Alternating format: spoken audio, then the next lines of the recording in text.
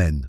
Dans Philippiens 4:9, Paul nous enseigne « Ce que vous avez appris, reçu, entendu de moi ou vu en moi, mettez-le en pratique, et le Dieu de paix sera avec vous. » C'est un appel à aligner nos actions sur la parole de Dieu. En méditant sur ce verset, réfléchissez à la manière dont vous pouvez vivre selon les principes d'amour, de générosité et d'obéissance.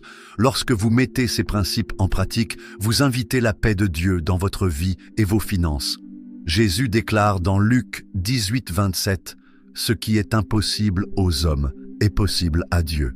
Cette parole est une déclaration d'espoir et de pouvoir divin.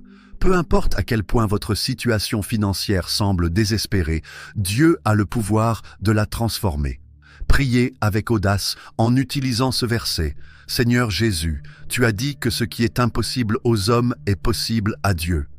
Je dépose devant toi mes fardeaux financiers, en comptant sur ton pouvoir pour accomplir des miracles, là où je ne vois aucune issue. Père, je m'appuie sur ta force pour me sortir de cette dette et restaurer mes finances. Merci Seigneur, pour ta fidélité. Amen. Matthieu 11:28 est une invitation réconfortante de Jésus. Venez à moi, vous tous qui êtes fatigués et chargés, et je vous donnerai du repos. Si vos luttes financières vous accablent, Jésus vous offre du repos et de la paix. Priez ainsi. Seigneur Jésus, je viens à toi fatigué et accablé par mes difficultés financières. Tu as promis du repos à ceux qui viennent à toi. Je dépose mes fardeaux à tes pieds, en te faisant confiance pour pourvoir, guider et me donner la paix. Merci Seigneur de porter mes fardeaux et de me donner la force d'avancer. Amen. L'histoire où Jésus demande à Pierre de trouver une pièce dans la bouche d'un poisson, Matthieu 17:24-27, est un rappel profond de la capacité de Dieu à pourvoir de manière extraordinaire.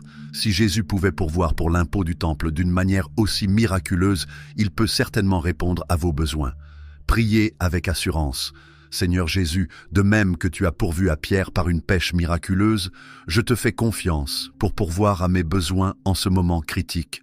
Tu comprends ce que signifie respecter les obligations et je t'appelle à intervenir dans ma situation.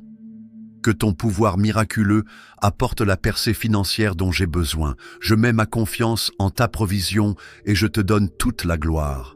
Amen.